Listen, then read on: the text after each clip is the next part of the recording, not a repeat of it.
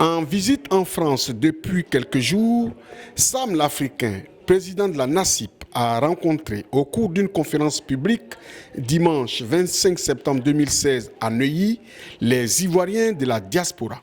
Au menu de la rencontre, son témoignage à la CPI dans le procès du président Laurent Gbagbo et de Charles Blé Goudé, la réforme constitutionnelle entreprise par le chef de l'État ivoirien, les enjeux des législatives et plusieurs autres questions concernant la vie politique en Côte d'Ivoire. Au cours des échanges, Sam l'Africain a tenu à dire sa part de vérité sur la Côte d'Ivoire. On l'écoute. Chers camarades, c'est vrai que c'est une conférence de presse, mais en même temps, je veux vous donner l'occasion aussi à chacun de vous qui souhaite poser des questions ou chercher à comprendre certaines choses. Je suis à votre disposition. Je suis venu pour ça. Je suis venu pour qu'on échange dans le cadre fraternel, dans le cadre de l'union, dans le cadre... parce qu'il y a eu toutes les choses qui ont été dites, trop de faux, trop de vrais. Je pense que comme moi-même, je suis là, comme on dit, en live. Vous allez avoir l'occasion de poser vos questions, de comprendre ce que vous avez envie de comprendre. Donc, nous allons rentrer. D'abord, je voudrais profiter de vous dire que ma présentation, je n'ai pas besoin de le faire, vous connaissez. Mais au moins, vous devez savoir la mission que je fais aujourd'hui en France. C'est au nom de mon parti politique. C'est au nom de la NACIP. C'est au nom, si vous voulez, aussi l'AFD. Puisque j'appartiens à une alliance des partis politiques de l'opposition qui est aujourd'hui, même tout à l'heure, ils sont actuellement à Makori, en train de faire un grand meeting pour dénoncer certaines choses que nous ne sommes pas d'accord avec le chef de l'État qui a été imposé, qui est à Abidjan. En même temps, vous dire aussi, bon, il y a eu dans ces 2 jours trop de choses qui ont été dites dans les réseaux sociaux. Que je suis un missionnaire d'Afrique et ça. Bon, je ne vais pas faire des polémiques dessus, mais quand même, moi j'ai 55 ans, je suis responsable de moi-même, je suis indépendant de moi-même, j'ai mon parti politique, j'ai fait les activités de mon parti politique, tout ce que je fais, je suis responsable de ça moi-même. Donc je voudrais que vraiment, j'interpelle nos camarades, nos frères, et je crois que nous ne sommes plus dans ce temps de polémique. Nous devons être unis, nous devons être dans un temps de réfléchir, dans un temps d'intelligence pour atteindre notre objectif. Notre objectif est le seul, c'est comment donner la liberté de la Côte d'Ivoire, la justice en Côte d'Ivoire, comment faire pour changer ce régime qui est dans notre pays, qui est en train de faire ce qu'ils ont envie de faire. Donc je voudrais profiter pour interpeller tous nos camarades que le combat là, ce n'est pas, nous ne sommes pas des ennemis, peut-être nous n'avons pas la même vision, mais nous avons le même combat. Notre objectif, c'est comment est-ce que le président Laurent Gbagbo, Blé Goudé, Madame Simone Gbagbo, tous les prisonniers politiques, tous nos amis qui sont en exil, en Europe ou au Ghana, partout, retrouvent les familles, retrouvent la Côte d'Ivoire. Et c'est un conseil avant de commencer que je lance, c'est un appel que je lance à tous les Ivoiriens, arrêtons les polémiques.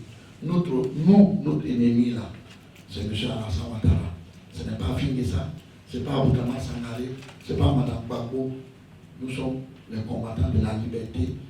Nous devons viser notre combat. Donc je pense qu'il faut que la polémique s'arrête. Personne n'est mieux que l'autre.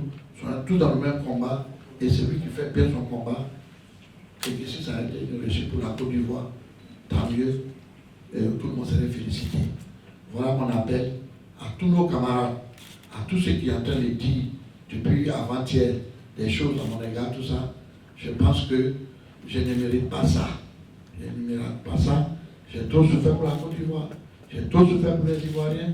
J'ai trop souffert pour le président Laurent Gbagbo. J'ai sacrifié ma famille, j'ai sacrifié tous mes enfants, et je pense que je mérite mieux que ça. Votre polémique là, je ne suis pas dedans. Donc, je demande pardon. Changeons le sujet. Comment faire pour changer les choses, pour que le président Laurent Gbagbo sort de la CPI. Pour ceux qui ne savent pas ce qui s'est passé, parce qu'il y a trop de choses qui ont été dites qui me concernaient pour la CPI, parce que j'ai compris que les gens avaient pensé que c'est à un mois que j'ai été auditionné et que c'est dans un mois que je devais aller à la CPI. Je voudrais vous dire tous ici, et puis en même temps aussi vous charger, que désormais vous êtes des missionnaires. Vous êtes des missionnaires pour la Côte d'Ivoire, vous êtes des missionnaires pour vous-même, pour l'intérêt même de la nation. Moi j'ai été auditionné pendant 5 ans. Je dis bien, pendant 5 années, j'ai été auditionné par le bureau du procureur de la CPI. Je crois que le premier jour était le 4 octobre 2011. Je dis bien, le 4 octobre 2011, quand mon audition a commencé. J'étais à la Pergola comme un prisonnier politique. Quand ils sont venus me chercher, ils m'ont emmené dans un endroit où j'ai été auditionné pendant une semaine, de 9h à 17h. Je ne sais pas si vous pouvez supporter ça. Avec des grands juristes, des grands... D'après eux, ils sont des grands juristes, des grands enquêteurs sur les crimes internationaux. Et j'avais en face de moi 4 personnes, de question en question, jusqu'à, je dis bien pendant 4 ans. J'ai été auditionné, je crois, chaque année au moins 5 fois. 5 fois ou 6 fois dans l'année. Jusqu'à ils ont décidé de me faire partir à la CPI pour aller témoigner. Je voudrais que les gens sachent ici que toutes les choses ont été dites pour dire que je suis parti comme un témoin en charge et arrivé là-bas. Quand j'ai vu le bonhomme Gbagbo, je n'ai pas pu témoigner. Je crois que les gens se trompent. Chacun a ses stratégies dans la vie. Moi, j'ai mis une stratégie en place pour que je puisse éclairer le monde de la vérité de ce qui s'est passé en Côte d'Ivoire. Vous croyez que si j'étais un témoin en décharge, vous croyez que j'allais dans la CPI? Je n'allais jamais dans la CPI. J'ai dit, et tout le monde a compris, j'ai dit, je n'ai jamais été à l'école, mais je suis plus intelligent que les plus grands diplômés de cette terre. Parce que c'est un visionnaire, je vois l'avenir. Il fallait que j'aille à la CPI pour témoigner en visage ouvert, tout le monde me voit et dire la vérité de ce qui s'est passé dans notre pays et qui sont ceux qui ont été à la base de ce qui s'est passé dans notre pays. Et vous avez vu, après moi, il n'y a rien. Après moi, il n'y a rien. Il n'y aura plus rien. Il va avoir seulement, parce que c'est un temps qu'ils ont donné, 4 ans. Un temps, 4 ans, pour prendre une décision. Donc, ils vont prendre ce temps pour aller un peu. Sinon, en vérité, si on voulait utiliser le droit international, on voulait utiliser le vrai droit, après moi, le président Laurent Gbagbo devait aller avec moi en Côte d'Ivoire. Mais, il y a l'orgueil des Blancs. Ils ne devaient jamais se soumettre à un Africain ou à un Africain. Mais, comme j'ai dit, Dieu est Dieu, laissons le temps à Dieu, Dieu fera le reste. Voilà comment je me suis retrouvé à la CPI, chers frères et sœurs. Je me suis retrouvé à la CPI de cette façon. Ce n'est pas été corrompu. C'est une stratégie intelligente qui a été mise en place pour éclairer le monde entier. Et je pense que aujourd'hui, partout où je passe, que ce soit du gauche ou du droit, que ce soit les Camerounais ou les Gabonais, que ce soit quels que soient les Africains, tout le monde est heureux de me voir. Tout le monde est content. Parce que ce n'est pas seulement Laurent Gbagbo que j'ai défendu. J'ai défendu la peau noire. J'ai défendu la femme noire. J'ai défendu le continent africain qui nourrit aujourd'hui le monde entier. La matière première du monde se trouve seulement en Afrique. Mais nous sommes le pays, le continent le plus pauvre. Pourquoi? Parce que nous avons la misère intellectuelle. Je dis bien parce que nous avons la misère intellectuelle. Je ne suis pas, mais c'est ce que nous sommes. C'est ce que nous sommes. Sinon, on mérite mieux que ça.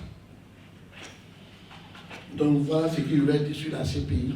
Si d'autres personnes apprennent des questions à poser, vous allez poser. Si vous voulez mieux savoir des choses, je suis là avec vous. Je suis venu pour ça. Je ne suis pas venu me prévenir. Et je vais vous dire ce que vous souhaitez voir. Et ici, ils ont parlé de la réforme constitutionnelle. Moi, je suis celui, je veux qu'on retouche la constitution ivoirienne. Je suis parmi eux. Je veux. Mais comment? Pas n'importe comment. La manière le président de la République, M. Alassane, la forme qu'il a fait pour dire qu'il va changer la constitution, voilà pourquoi nous ne sommes pas d'accord. Parce que c'est antidémocratique. Parce que lui-même, il n'a pas le droit de changer la constitution ou bien de nommer des experts pour travailler sur la constitution. On a été surpris quand il nous a mis ça devant le visage et il a dit ce qu'il a voulu faire de la constitution. Comment tu peux dire que tu vas créer le Sénat et les 2 tiers du Sénat, c'est toi qui vas les nommer et les autres seront élus. Mais quand ils seront tous dans le Sénat, ceux qui sont élus et ceux qui sont nommés, qui écrit ou qui? C'est antidémocratique. Et ça, nous ne sommes pas d'accord. Il parle d'un vice-président. En même temps, il parle toujours d'un premier ministre. Il parle de lui-même. Mais on lui demande, le vice-président, quel est son rôle? Il dit son rôle, il serait assis là, on va prendre l'argent des contribuables pour lui acheter des voitures, on va le loger, il va manger, il va se promener, et quand il va mourir, il va venir prendre sa place. Mais quand même, ce n'est pas un royaume. Ce n'est pas un royaume. On lui dit, ça, il n'y a pas de problème. On est d'accord. Mais on supprime le poste du Premier ministre. Au moins, le vice-président va travailler. Et puis, c'est qu'on allait plus loin avec les experts pour leur dire, le vice-président, même, on est d'accord si le président est en vacances. Parce que je ne veux pas dire s'il est malade, parce que même quand ils sont malades, il n'est pas parti. Donc, s'il meurt, le vice-président vient juste pour 3 mois. Juste pour 3 mois pour organiser les élections. Et lui-même, le vice-président, n'est pas candidat. C'est ça la démocratie. Parce qu'on les connaît. On les connaît. On sait comment ils vont faire. Donc, il vient 3 mois après, il organise les élections et lui-même n'est pas candidat. Là, on est clair dessus.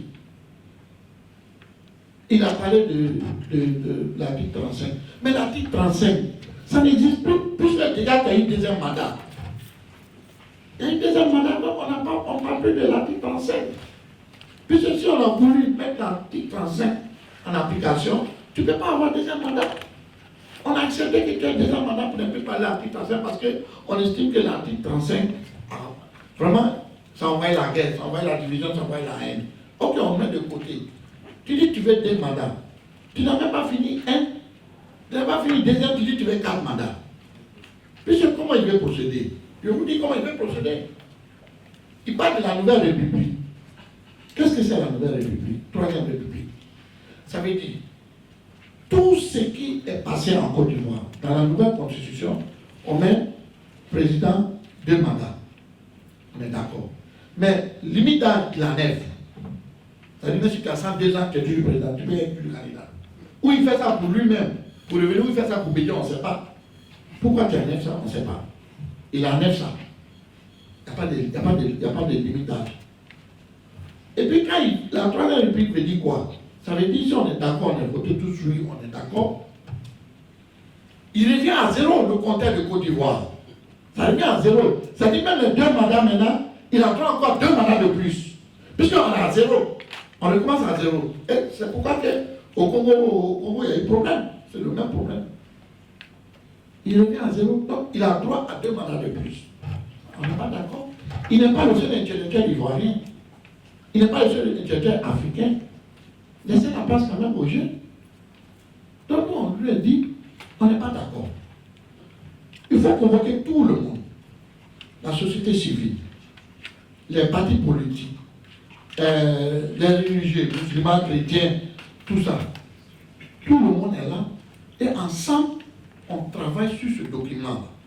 Chacun de nous va voir quel est le problème.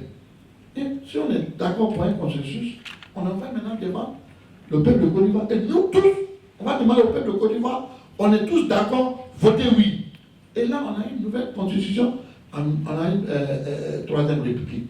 Mais c'est qu'on allait plus loin avec lui. On dit, bon, il y a eu la guerre, il y a eu la crise. on te demande l'état général de Côte d'Ivoire pour savoir pourquoi il y a eu la guerre. Qu'est-ce qui s'est passé? Qui a tué qui? Qui a fait quoi? Il dit, fais pas ça. Mais tu ne fais pas ça, et puis tu veux effacer le passé de la Côte d'Ivoire, et puis recommencer à zéro. Ça ne marche pas. On lui a dit aussi, pour qu'on puisse changer la constitution, libère tous les prisonniers. Libère tous les prisonniers. Libérer tout le monde. Prendre, qu'on appelle Amnesty National, Amnesty, voilà. Prendre une décision comme ça pour que les prisonniers, c'est-à-dire les non-réfugiés qui ont fui, puisqu'ils ont peur de venir, puisqu'il y a d'autres, quand ils viennent, on les met en prison. Donc, quand tu vas prendre une décision comme ça, tous les Ivoiriens, puisque dans la constitution ivoirienne, on dit on ne va pas avoir des réfugiés ivoiriens. Donc, tous les Ivoiriens vont rentrer. Madame Babo va sortir. Comment on est des Africains, on a notre abafala, on a notre manière de régler notre chose. Madame Babo va sortir, le gouvernement va sortir, tout le monde va sortir de la prison et on va s'asseoir comme des Africains et se pardonner. Et puis, s'il faut reprendre la constitution, on va reprendre. Et puis, ce qui est plus grave, on va aller plus loin avec lui pour lui dire que la réconciliation a été un échec total jusqu'à aujourd'hui. Il n'y a pas de réconciliation en Côte d'Ivoire. Il le sait. Et je l'ai toujours dit, même au meeting de pauvres, je l'ai interpellé ça. Mais il faut réconcilier les Ivoiriens pour changer l'extrait de naissance de la Côte d'Ivoire. Parce qu'il s'agit de l'extrait de naissance de la Côte d'Ivoire. Tout ça, il ne veut pas écouter. Il veut passer avec force. Passer en disant, bon, si vous n'êtes pas d'accord, dites à vos militants de voter non. Mais on se connaît. On se connaît ce qui se passe dans les urnes. Il n'est pas question. Il n'est pas question de demander aux Ivoiriens de voter non. Il est question, si on n'est pas tombé d'accord, que tu veux passer par force, il n'aura pas de référendum. Il ne va pas avoir des bureaux de vote où les gens vont aller voter. En tout cas, pour nous, on ne veut pas là, il n'aura pas de bureau de vote. Ça, on ne va pas accepter. Et je l'ai dit, on va utiliser tous les moyens. Il faut que je répète, parce que quand tu dis tous les moyens, ils vont te faire infiltrer les gens, pour faire les casses, pour tuer les gens, et puis ils vont dire c'est vous qui avez fait appel à ça. Je répète ici, par tous les moyens pacifiques, nous allons empêcher ça. Je dis bien, par tous les moyens pacifiques. Nous n'allons pas rentrer dans la violence avec quelqu'un. Nous allons nous organiser, demander à nos camarades, à nos militants, d'empêcher ça pacifiquement. Alors, parce que quand tu dis par tous les moyens, moi je dis oui, tu appelles à la violence. Je dis et je répète, au niveau de l'AFD, au niveau de la nation, moi, comme Africain, je suis anti-violent, je n'empêche pas quelqu'un à la violence, mais nous allons trouver les moyens d'empêcher ce référendum. Tant qu'on n'est pas trouvé un consensus. Libère les Ivoiriens, libère les prisonniers politiques pour que la Côte d'Ivoire avance, pour que les Ivoiriens se réconcilient. Voilà. On parle de législatives. Bon, je ne voudrais pas trop parler de ça d'abord parce qu'il y a un problème. Lui, il a déjà donné la date où on va aller au référendum et après le référendum net, on va aux élections. Mais s'il n'y a pas, nous on dit s'il n'y a pas de référendum, il n'y a pas d'élection. Donc pour le moment, nous on est d'accord pour aller pour avoir les candidats, pour avoir les députés, on est d'accord. Mais il faut régler le vrai problème. Le problème du référendum, il faut régler ça d'abord. Si c'est réglé, on va avoir les candidats partout, et l'Assemblée désormais, on va avoir tous les partis politiques dedans. Comme ça, on peut faire des débats. Ça, il n'y a pas de problème. Et puis, je voudrais ajouter quelque chose qu'on n'a pas ajouté, il s'agit de la justice. La justice. Est-ce que vous savez aujourd'hui en Côte d'Ivoire, je ne sais pas pourquoi il existe la Cour suprême, parce qu'aucun membre de gouvernement, aucun ministre de Côte d'Ivoire s'est pris devant une décision de la Cour suprême. Il n'y en a pas. J'ai des preuves. Moi, je suis dans un cabinet d'avocats, j'ai plein de dossiers où des décisions qui ont été rendues par la Cour suprême contre certains ministères, contre des ministres, et quand vous les signifiez ça, il n'est plus à ça. Il ne respecte pas ça, ce n'est pas le problème.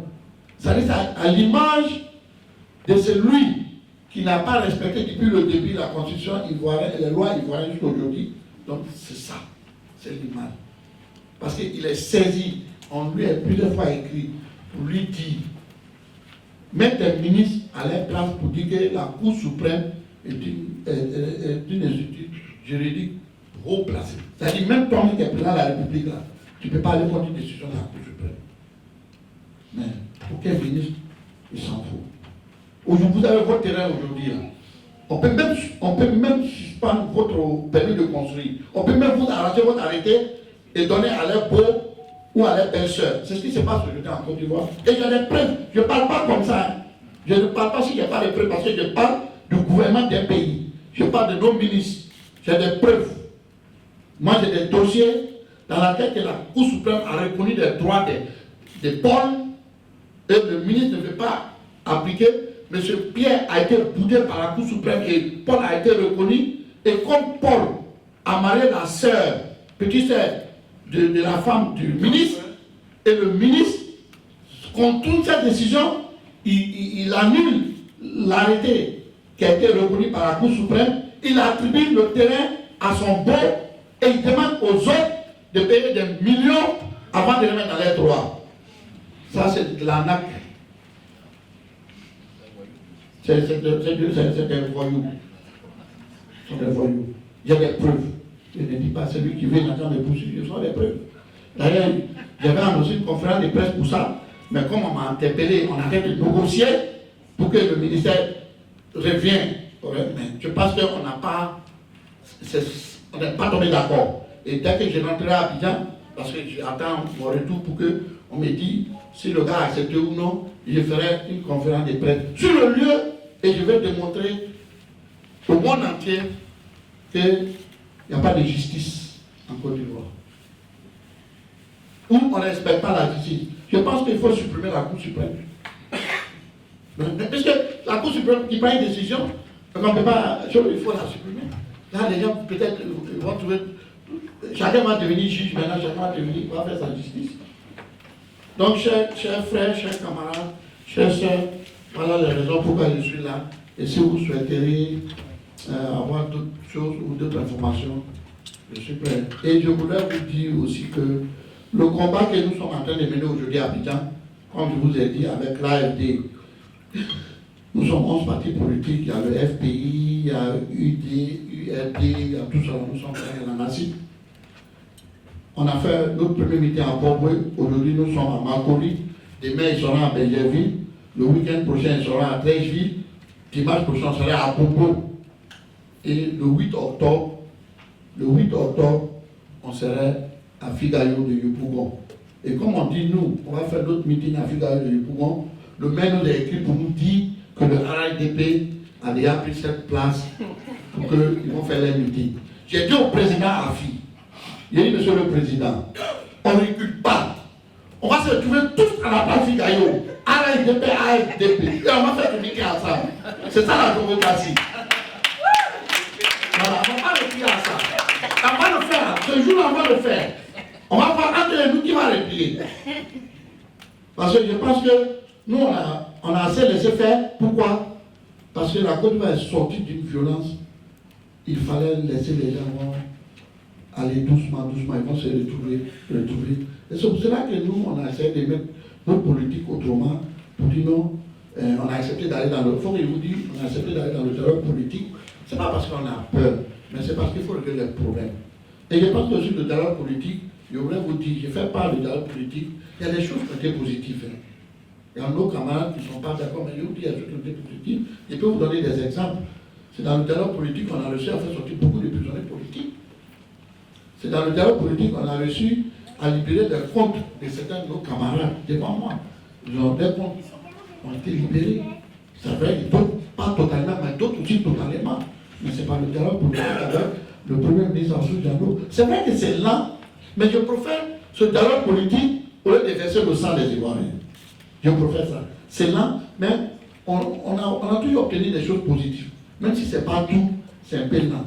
Et je vous dis aussi qu'à la rentrée politique, il y a encore 21 de nos prisonniers politiques. Il y a même nos petits frères, Samba David, qui est sur la liste, il va sortir. Il est sur la liste, je vous annonce qu'il va sortir. Dès la rentrée judiciaire, on va le faire sortir. Il est sur la liste avec personne. On avait un de nos camarades qui était très malade, un cadre même du FPI qui était le président Gbagbo, qui était très malade. Quand la représentante de l'ONU est venue nous voir, on lui a donné la liste de ce monsieur parce qu'il était paralysé en prison. Et quand elle s'est rendue à la MACA, elle a cherché à connaître où se trouve ce monsieur. Il n'avait pas son nom sur la liste des prisonniers. Donc ça dit qu'il n'était pas à la MACA, mais il était à la MACA. Et quand elle nous a contactés, on allait montrer où il était. Donc c'est pour vous dire que vous voyez la machine comme elle travaille. Quelqu'un qui est prisonnier, qui est paralysé, on vient chercher à savoir où il n'est pas sur la liste. Donc on l'a fait sortir, je crois on va à la prison. C'est pour vous dire ça aussi, que tout ça, c'est dans le dialogue politique, ça arrive. Moi je préfère que le dialogue politique, qu'il y ait un affrontement militaire. Parce que un affrontement militaire entre nous, ça n'a pas de sens. Si on faisait contre le Mali ou le Burkina, oui, mais entre nous, je préfère le dialogue politique. Ça c'est mon avis, je préfère le dialogue. C'est là, hein. C'est vraiment là, mais il y a beaucoup de choses qui ont été positives dedans. Peut-être que vous ne le savez pas, je ne peux pas dire tout, mais comme moi-même je dialogue avec eux, il y a des choses qui ont été vraiment positives dedans. Comme il y a nos amis qui disent, vous allez là-bas pour rien, vous n'obtenez rien. Si, on obtient beaucoup de choses. C'est là, mais on obtient beaucoup de choses. Et c'est dans ça, là, on a dit à la non pour la Constitution. Et mais ils ont dit, ça pas quand ils vont lui dire ça, c'est ça votre problème. Non. Donc, chers camarades, on n'a pas voulu rencontrer les experts. Pourquoi on les a rencontrés? Parce que la représentante de l'ONU est venue nous demander vraiment, allez-y les écouter. Allez-y les écouter. Et puis, vous pouvez nous dire oui ou non. C'est comme ça, nous sommes partis rencontrer les experts à l'hôtel Ivoire. Ils ont fait les exposés. Ils nous ont dit. Et nous-mêmes, on a fait notre exposé. Et le président a fait son exposé à nous pendant 1h30. Et ils nous ont dit qu'ils sont les primes du président Alassane. Et au retour, Afi les a dit, vous êtes le prime des compères d'Alassane, mais nous ne sommes pas le prime d'Alassane. Nous sommes les primes du peuple. Donc, quand je lui dis, ça, on ne veut pas. Donc, c'est pour vous dire que jusqu'aujourd'hui, on n'a pas accepté, on n'est pas d'accord. On va accepter, c'est quand tous les Ivoiriens vont écrire la Constitution, on va accepter. Sinon, pas la moitié ne va pas accepter. Donc, nous, on ne va pas accepter. Je pense qu'ils ont beaucoup de questions à poser. Une ou deux questions pour chaque journaliste, et puis ensuite, on va passer aussi le micro public. Le journaliste qui va poser la question, je pense que on va commencer par Even TV. Je voulais, Président, vous demander, en toute honnêteté, quel est votre sentiment au niveau de la guerre qui se passe au FPI aujourd'hui, entre Afi et Sangalé? Quelle est votre position en tant que natif? Deuxième question, que représente aujourd'hui l'AFD dans l'échiquier politique en Côte d'Ivoire? Vu que votre représentant que vous avez envoyé aux élections est sorti là avec 9%. Vous avez dit dans votre témoignage à la haie que le président Laurent Gbagbo était prêt à reconnaître sa défaite. Mais c'est Mme Gbagbo et M. Sangaré qui ont refusé qu'il parle. Expliquez-moi un peu plus. Alors, je suis passé s'il vous plaît. Je ne suis pas sincèrement content. Pourquoi? Parce que moi, je pense que l'union du FPI, va donner la force à l'opposition. L'union du FPI va donner la force à l'opposition. Donc, ce qui se passe au FPI, moi j'ai mal au cœur. J'ai vraiment mal au cœur. Et c'est mon souhait. Je prie toujours pour que le président Gbagbo même règle ce problème. Personne ne peut régler ce problème si ce n'est pas le président. Ce n'est pas parce qu'on n'a pas travaillé dessus. Hein. On a travaillé dessus. Ils sont témoins. Jusqu'aujourd'hui, on travaille dessus. Mais à notre sein, là, je crois que la personne qui peut régler ce problème-là, c'est Gbagbo lui-même. C'est à Gbagbo de régler ça. Je lui demande de régler. Le président a fait à l'ancien appel, je crois le 10 septembre, dans laquelle même on a remis la 5 TG, la maison de Mme Nadi Baba, qui est propriétaire. On a fait notre dernier pétition, on a fait notre pétition. Le président a fait un appel à ses camarades du FPI. Il a même fait un appel au président Gbagbo de régler le problème.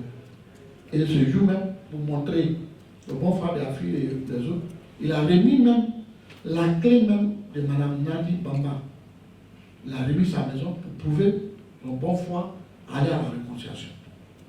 Donc, désormais, la chaîne QG du FPI, la maison qui appartient à Mme Nadi, n'est plus le QG du FPI, puisque la maison a été donnée.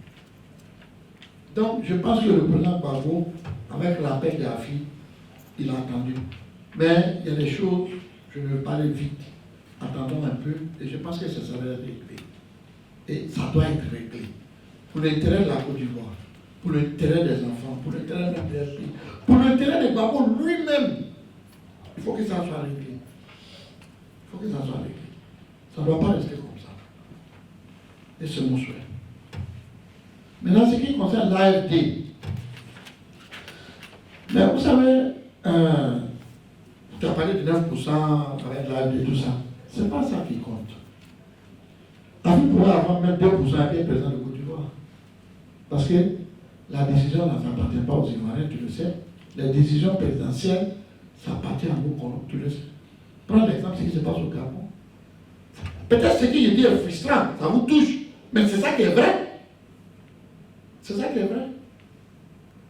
Donc, il faut qu'on travaille dessus. Pour qu'on ne soit pas à 9%, il faut qu'on soit unis. Si on est unis là, on serait 54,52%. Là, on serait présent de Côte d'Ivoire. Oui. Maintenant, tu as parlé du problème de ce que j'ai dit. Je n'ai pas dit que Gbagbo a voulu reconnaître sa défaite. Moi, je sais que Gbagbo n'a pas perdu. Il a gagné les élections, mais il a perdu la guerre. Mais comme j'ai dit, je ne vais plus polémiquer dessus. Pourquoi? Je m'excuse beaucoup. Je cherche que les partis se réconcilient. Si je reviens toujours en train d'accuser autrement, on ne va pas se réconcilier. Donc, je ne veux plus faire de polémique dessus. J'ai pris une décision, je n'ai même plus parlé de madame, ni de l'appartement, ni de la fille, ni de quelqu'un. Tout ce que je demande, qui se réconcilie, pour qu'on ait la force pour aller devant. Donc, pour ça, tu vas m'excuser, je ne veux plus polémiquer dessus. Je ne veux plus polémiquer dessus. J'ai fait appel au président Gbagbo de régler ce problème. Et je pense que d'ici avant fin octobre, le président Gbagbo va régler ça. Ça, je vous promets ça. Président Centrafricain, bonsoir. Salut, cher Répouvaille. Alors, vous avez des ambitions pour Yopougon. Oui. On vous a vu arpenter les rues de Yopougon, rencontrer les populations, échanger avec tous ceux qui avaient envie de revoir un militant très engagé de la justice. Alors, comment est-ce que les choses se mettent en place pour vous à Yopougon? Et puis ensuite, vous êtes à Paris, vous avez désormais un représentant de la NACIP ici en France. Alors, est-ce que vous avez des ambitions pour élargir votre champ d'implantation de votre parti, la NACIP? Parce qu'après Paris, évidemment, vous avez certainement l'ambition d'installer ailleurs. Alors, est-ce que vous pouvez nous parler de tout ça, Yopougon et la NACIP? Merci. Merci mon frère, mon compagnon de route qui m'a abandonné en pleine crise. Mon frère, Yopougon, quand on dit Yopougon de Gbagbo, ça doit venir aux enfants de Gbagbo. Je suis clair dessus. Je suis candidat à Yopougon pour être député parce que Yopougon c'est pour nous. Quelqu'un d'autre ne doit pas diriger Yopougon, que ce soit la commune comme députation. Ce sont les enfants de Gbagbo qui doivent diriger Yopougon parce que c'est pour nous. C'est notre maison. Donc on ne peut pas accepter le voisin vient rester dedans. C'est pour nous. Le voisin pas dedans, puis nous on va être dehors. Donc on va récupérer notre maison. C'est pour cela que tu me vois, je suis très actif à Yopougon et je pense que Dieu va faire le reste. Ce qui concerne la NACIP, tout parti politique nouveau qui est vierge veut faire des enfants. Ne peut pas rester vierge comme ça.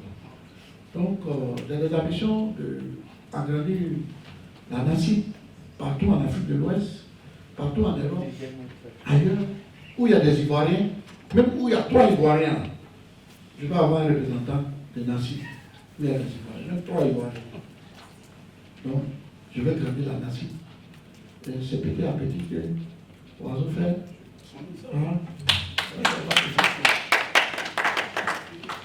Bon, président, vous avez dit tout à l'heure qu'il y a eu 21 prisonniers libérés. Qui doivent être libérés, d'autres ont été déjà libérés. On attend la Est-ce que vous pouvez faire nous le point des prisonniers politiques qui sont libérés en Côte d'Ivoire? Bon, s'il vous plaît, Ça, c'est un. Puis de deux, rapidement, vous êtes candidat à Yopougon. Il se trouve, ou alors en tout cas on a pu entendre que Michel Gbagbo sera aussi candidat à Yopougon. Est-ce que c'est vrai? Bon, Michel Gbagbo est bienvenu à Yopougon. Il est bienvenu à Yopougon. J'ai appris. Et si c'est confirmé, c'est pas confirmé, je ne sais pas. Parce que tu sais que Michel Gbagbo et moi, nos liens ne sont pas trop fraternels comme avant. Donc, je ne vais pas rentrer dans sa vie.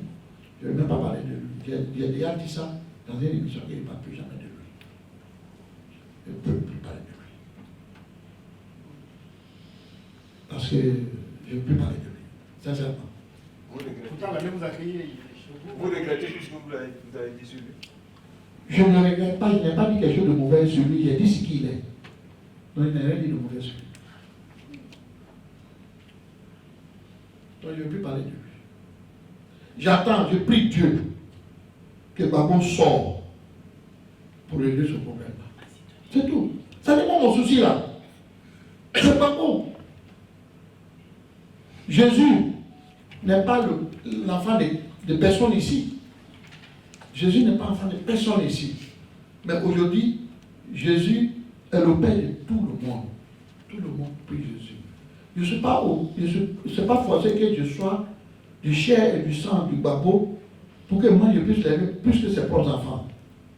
Il n'y a pas quelqu'un qui aime Gbagbo de son sang et de son chair plus que moi. Il n'y en a pas. Lui, il est témoin. Lui, il est témoin, c'est qu'il est vécu. Lui, il est témoin. Je suis allé à Congo sur une moto. Parler de Gbagbo, il était à moi. Tout le monde a refusé de partir parce qu'il n'avait plus et qu'il n'y avait pas de route. J'ai pris quoi pour aller? Une moto. J'ai pris une moto. J'ai fait 104 km. Et la route de Congo, ce n'est pas de la terre rouge.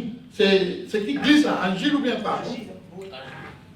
J'ai passé tout mon temps en train de tomber avant d'arriver. J'ai quitté Fédé à 9h, je suis arrivé à Congo à 16h.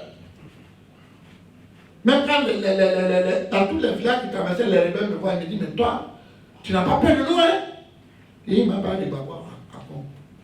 Pendant qu'eux, ils ont pris Iluko. Le gars de campagne, ils ont pris Iluko pour aller me trouver là-bas. Et je devais arriver avant qu'eux, ils arrivent pour mobiliser les gens du Congo pour Gbagbo. Moi, j'ai fait ça. Michel n'a pas fait ça. D'autres n'ont pas fait ça, je n'ai pas dit les noms. Mais j'ai fait ça. Et je suis sorti de Congo la nuit. Le moment que les gens se rendent compte, j'étais déjà à Korogo. Comment je suis avec Korogo, ils ne savent pas. Donc c'est pour vous dire, Gbagbo là, je vous ai dit, je l'ai dit devant lui, parce que les gens disaient dans les réseaux sociaux, il a bouffé la reine de Gbagbo, il va témoigner contre Gbagbo. J'ai dit, on ne témoigne pas, on ne prend pas un cadavre comme témoin. Quand tu prends un cadavre comme témoin, c'est que tu mens, parce que le cadavre ne peut pas parler. Gbagbo même était assis là, et j'ai dit, voilà, le président Gbagbo même est là. Il ne m'a jamais donné 5 francs. Depuis que moi je le connais, il n'était même pas encore président de Côte d'Ivoire. Comment il faisait Gbagbo? Le voici qui est là. Le jour que Gbagbo a demandé au peuple de Côte d'Ivoire de descendre dans la rue contre le général Gueye là, la cravate que Gbagbo a portée pour faire cette conférence, c'est moi qui lui ai apporté ça. À la Saint-Kigé, sur le site, à Saint-Kigé, dans la cuisine. Il cherchait quelqu'un, il a dit, président, moi j'ai fait. Puis j'ai fait. Et puis moi j'étais arrêté avec sa femme. Ah oui, il est descendu pour faire la conférence. Le film est là, vous allez voir, il était avec sa femme, et puis le gouverneur, et puis le gars de la radio là, comment il s'appelle? Paul de Quatre. Moi je ne dis pas les choses quand il n'y a pas de témoignage. Moi je n'ai pas connu Gbagbo quand il était président, j'ai connu Gbagbo quand il n'était même pas président. Et j'étais avec lui. Quand il a fini la conférence là, c'est nous on a mis un coffre de voiture, puis les leaders participants partaient avec lui. Et puis 5 minutes après, Paul, le gars là, l'adjudant qui est mort au Togo là, qui t'a eu le lingué là. Bokaya Pi, tu es venu pour tuer Gbagbo. On était déjà tous partis. Donc c'est pour vous dire, j'ai sauvé la vie de Gbagbo plusieurs fois. Et c'est le dernier qui vient de faire. C'est le dernier là qui vient de faire. Le reste là, comme je vous dis, c'est des mises en scène, c'est pour terminer l'audience. C'est tout. Donc, vraiment, je ne veux pas qu'on parle de lui. que moi j'aime le monsieur. Je l'aime de toute force, de tout mon cœur. Et je ferai, avant que je meure, que Dieu me donne la force, voir ce monsieur sortir. Pour que beaucoup de choses vont se dire et les vêtements vont s'éclater. Vous avez annoncé une visite au prisonnier Laurent Gbagbo et Blé Goudé. Pouvons-nous avoir la première du message que vous comptez leur adresser? Et récemment, il y a eu, parlant du FPI, il y a eu une tentative de médiation. Et le camp Aboudraman Sangaré, pas Aboudraman Sangaré lui-même, mais des gens de son camp, ont dit qu'il n'était plus question de réconciliation parce qu'ils avaient tourné la page AFI. Vous, en tant que fils de Gbagbo, quel est votre regard sur cette situation dans le parti de Gbagbo? Je voudrais d'abord vous rappeler qu'il y a eu des visites d'Akoun chez le président Gbagbo, n'est-ce pas? Il y a eu des visites. Et ça fait combien de mois il est venu? 2 ou 3 mois, là. Je crois, non? Mais jusqu'à aujourd'hui, il n'a pas dit ce que Gbagbo l'a dit. Mais nous, on sait ce que Gbagbo lui a dit. Et comme ça ne les arrange pas, on lui a dit de ne pas parler. Gbagbo même a dit, ah bon, comme ils sont en prison, c'est comme ça maintenant on fait. Mais c'est pas grave. Nous, on a fait appel à Gbagbo de régler le problème. On attend, il va régler. Comme ils ont dit, ils ont tourné la page d'Afi, ils ne sont pas dedans. Moi, je ne rentre pas dans tout ça là. Je ne rentre pas dans tout ça. Tout ce qu'il est dit, c'est l'unité nationale. Et comme Gbagbo, bientôt, va recevoir des personnalités du FPI, qu'il ne dira pas les noms, ça va finir. Gbagbo va régler ce problème-là. Il est condamné à régler. À cause de moi, il doit régler, il va régler. Il sait. Il va régler. Donc pour ça, ne vous inquiétez pas, je m'en vais. C'est toujours dans ce cadre-là de ramener le FPI ensemble, pour que le FPI soit unis. C'est pour ça qu'on va tous là-bas. Je ne dirai pas les noms de ceux qui doivent partir, mais vous allez avoir ça. Puisque nous, on ne va pas cacher. Oui, je vous sens très enthousiaste depuis votre témoignage. Je sens que vous avez gagné beaucoup de choses en termes de popularité. Je vais vous rappeler quelque chose. Quand tu es avec Gbagbo, tu gagnes tout. Quand tu n'es pas avec Gbagbo, tu perds tout. Ok, merci. J'espère que vous n'allez pas enlever l'honneur de Laurent Gbagbo et son nom sur vous. J'aimerais pouvoir voir mon interlocuteur en face, s'il vous plaît, messieurs les caméramans. Merci. Monsieur Centrafricain, je me pose une question. Vous avez dit en octobre, le président Laurent Gbagbo. Dites-nous exactement la date, parce que c'est précis à la CPI. Vous le voyez quand? J'attends la réponse. C'est eux qui vont dans la date. Mais ça sera en octobre. Bonjour, Monsieur le Président. Jean Molière, Radio Tropicale, e-Continent Média. La question que je voulais poser, c'est sur la Constitution, la loi fondamentale.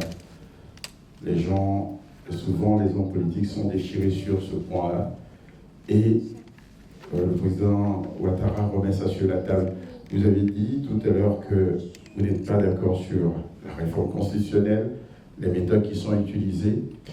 Et déjà, on annonce la vice-présidence. Donc, est-ce que vous pensez déjà qu'il a fait le chantier, qu'il a déjà tout établi? Est-ce qu'il va reculer sur ce point-là?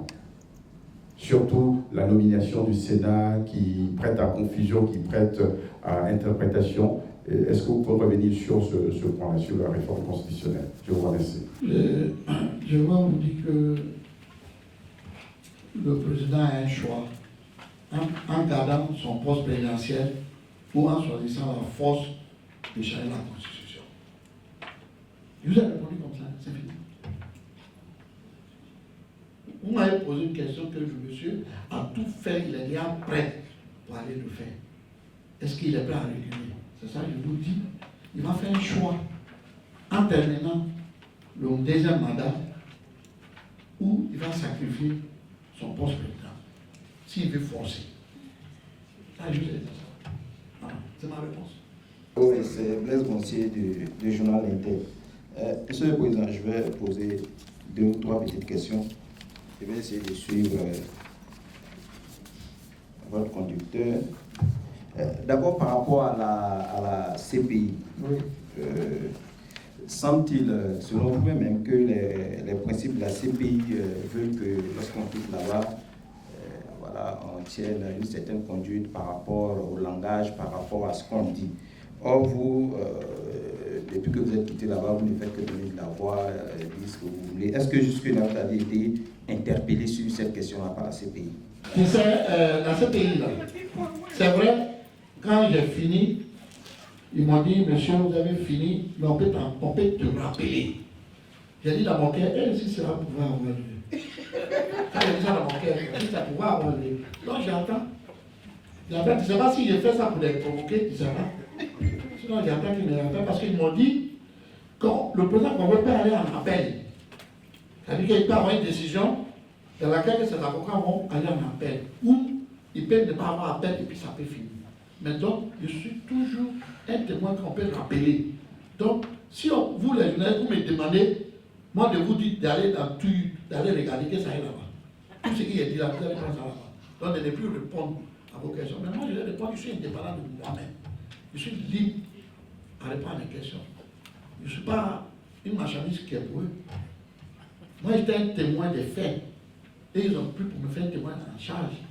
J'ai été un témoin en charge et en décharge et en surcharge. Et il a déchargé. Donc, je suis là, j'attends qu'il m'appelle. Moi, il n'y a plus de Dieu pour ça. Voilà. Maintenant, deuxième question. Deuxième question. Est-ce que, en tant qu'homme politique, après votre passage en tant que témoin, maintenant en tant qu'homme politique, vous êtes arrivé de penser à aller saluer le président de Gbagbo? Oui, je vais partir en octobre. J'ai rencontré Gbagbo, j'ai rencontré Député. J'ai fini. Moi, j'ai fini. Si la CPI a son problème, moi, j'ai fini. Moi, je vais aller voir le vieux. Je vais aller voir mon petit frère. On ne peut pas m'interdire ça. Il n'y a aucune loi au monde qui m'interdit. Donc, j'ai demandé à le voir. En octobre, je vais aller. Et je ne partirai pas seul. Parce que quand je vais aller, quand je vais venir, il dit Gbagbo m'a descendu qui était là. Donc, je ne partirai pas seul. Je partirai à des gens. Et quand ils vont venir, ce n'est pas moi qui vais parler, qui vont parler. Ok. Non, c'est les gens d'Aboudraman si tu veux. C'est pas ça que tu veux savoir. Tu dis quels gens, non? C'est pas ça les gens d'Aboudraman. Là, au moins, ils sont des vrais témoins, non? Ah! Bon, deux petites questions, et puis ça va finir. La première, par rapport à la Constitution, vous semblez être certain que vous allez vous opposer par tous les moyens pour que... par tous les moyens, oui. Pacifique, pardon, oui, pacifique. Oui, je sais. Après, on va les gens faire la violence, ils vont mettre en prison. Oui, laissez-moi finir. Justement, c'est ma question, justement. Donc, vous semblez être certain que vous allez passer par tous les moyens pour empêcher la tenue de cette Constitution. Et est-ce que vous croyez que les moyens pacifiques peuvent arriver à bout de ce pouvoir d'interdiction? Ça attend sur le droit. Ça attend sur le droit. C'est vrai, ce que vous dites est juste. J'avais annoncé, le jour où on devait faire la conférence, le même jour, j'ai été convoqué au ministère par le ministre lui-même pour discuter de ce problème. Donc nous sommes rentrés dans une discussion où on discutait chaque semaine des deux parties pour trouver un terrain d'attente. Donc si on n'a pas trouvé le terrain d'attente, il sera obligé de mettre ça en public, que le monde entier sache la vérité. Quand je dis discuter, il ne s'agit pas d'argent. Discuter le droit. Ça veut dire qu'on ne peut pas arracher le terrain de quelqu'un. Ça veut dire qu'on ne peut pas prendre une décision ministérielle pour annuler un arrêté qui a été déjà approuvé par la Cour suprême et redonner à quelqu'un qui a été boudé par une décision de Cour suprême. Donc c'est pour amener le ministre à comprendre qu'il a fait de l'autorité de la chose jugée. Si vous connaissez ce français, l'autorité de la chose jugée. Quand vous regardez dans les livres de droit, en France ici, je crois au temps du général de Gaulle, ça a eu lieu ce problème avec des ministres, où la chose a été déjà jugée, qui a été déjà acquis définitive, et il y a un ministre qui a mené le gars, il revenait dessus. Et le gars est allé saisir la présidente de la République pour dire qu'il y a la chose de l'autorité jugée. Qu'on ne peut plus, quelque chose qui a été jugé définitif par la Cour suprême, on ne peut pas revenir à zéro dessus. C'est fini. Mais le ministre fait de la chose de l'autorité jugée, que nous ne sommes pas d'accord. Donc, quand je vais retourner à Abidjan, si derrière moi les choses n'ont pas été faites comme il faut, on sera obligé maintenant de faire un combat.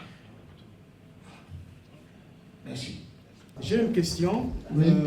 C'est un constat général en Afrique, hein, ce n'est pas seulement au Gabon. Oui. J'ai l'impression qu'on gaspille l'argent du contribuable pour enrôler les Africains sur les listes électorales et les obliger d'aller voter massivement. Et au finish, les bulletins de vote de ces Africains-là ne sont pas toujours considérés. Quelle est votre analyse lorsqu'on sait aujourd'hui que tout le monde va aux élections, on sait qui a gagné, et lorsqu'on proclame, c'est celui qui n'a pas gagné qui devient président, et le président devient prisonnier? D'abord, je voudrais féliciter le président Ali Bongo. Moi, je pense que la Cour constitutionnelle, puisque moi je vais respecter les droits et les soucis de chaque pays, qui a été reconnu par la Cour constitutionnelle comme le président élu, je le félicite. Et je félicite aussi le peuple gabonais. Et je félicite aussi le perdant, M. Jean-Pierre, qui a dit qu'il prend acte de la décision et que lui va continuer le combat. Bon, je ne sais pas comment il va continuer son combat. Comme je l'ai vu dans un de ses discours, il a accusé les Gabonais, il les a traités de cafards. Je ne sais pas si lui, en tant qu'un dirigeant qui veut diriger un pays que tu veux diriger, tu accuses ton peuple de cafards. Je voudrais profiter de votre chaîne pour lui dire vraiment, je suis désolé, il n'a qu'à retirer sa parole, il n'a qu'à s'excuser auprès du peuple gabonais. Parce que ce n'est pas sage de sa part d'accuser les Gabonais de cafards. Au Rwanda, on a accusé les Rwandais de cafards, il y a eu plus de 45 000 morts. Donc ce genre de propos-là, ce n'est pas digne d'un homme qui veut diriger un peuple. Il a perdu, il a perdu. Il était responsable en Côte d'Ivoire, des panels. Il a envoyé le premier ministre togolais pour dire de surveiller les élections en Côte d'Ivoire. Ils ont surveillé les élections en Côte d'Ivoire. Et ils sont venus lui rendre compte pour lui dire que c'est le président Gbagbo qui a gagné. Il dit lui, il ne veut rien savoir. Que Gbagbo a perdu, il n'a qu'à se retirer. Il m'a trouvé à plusieurs reprises à la présidence. Quand il nous a dit qu'on ne va pas recompter. Quand on dit on ne recompte pas chez ton voisin, c'est qu'on ne recompte pas chez toi. C'est clair. Donc il n'a qu'à comprendre que je lance un appel aux Gabonais. Soyez sages, peuple de Gabon, soyez sages. Acceptez la décision de la Cour constitutionnelle parce que ce n'est pas à la communauté internationale, aux puissants, d'imposer un chef d'État à vous, d'imposer un dirigeant à vous. Vous êtes un peuple libre. Vous êtes libre de choisir qui vous voulez. Unissez-vous et acceptez ce verdict-là. M. Bongo va faire un autre mandat, il va partir. Mais M. Ping n'est pas un niveau dans la scène politique gabonaise. Il a été un ministre, il a travaillé avec le président, le père du fils. Il a travaillé avec lui. Donc ce n'est pas un niveau. Donc ne dansez pas pour dire que vous avez un niveau, ce n'est pas un niveau. C'est un ancien, il est dans le même système. Donc cherchez un jeune pour après aller Bongo, s'il vous plaît. Allez-y à la paix, calmez-vous, allez-y au travail. Ne suivez pas ces gens-là. Ils ne suivent que les intérêts. Un point, je vous remercie, mes félicitations, monsieur. Je voudrais dire merci. Je voudrais dire merci à tous ceux qui sont venus. Merci ceux qui ont pris le temps aujourd'hui de venir m'écouter. Mais en même temps aussi, je voudrais vous demander pardon quand vous rencontrez vos frères ivoiriens de Paris. Je ne sais pas de quelle ville, à l'intérieur ou ici en France, quand vous les rencontrez, vous leur dites que semble africain est venu pour vous demander de vous réconcilier. Il n'est pas venu parler mal de ni d'Abraham ni d'Afrique. Il vous demande de vous réconcilier pour le même combat. C'est votre mission, c'est le service qu'il peut vous demander. Demandez à vos frères, mettons les mains dans la main pour qu'on ait la force pour changer les choses. Pour qu'un jour, justice soit rendue aux gens qui ont été victimes. Je vous remercie et que Dieu vous bénisse, que Dieu bénisse la Côte d'Ivoire, que Dieu nous donne la force pour faire la finalité de ce qu'on est en train de faire. Je vous remercie.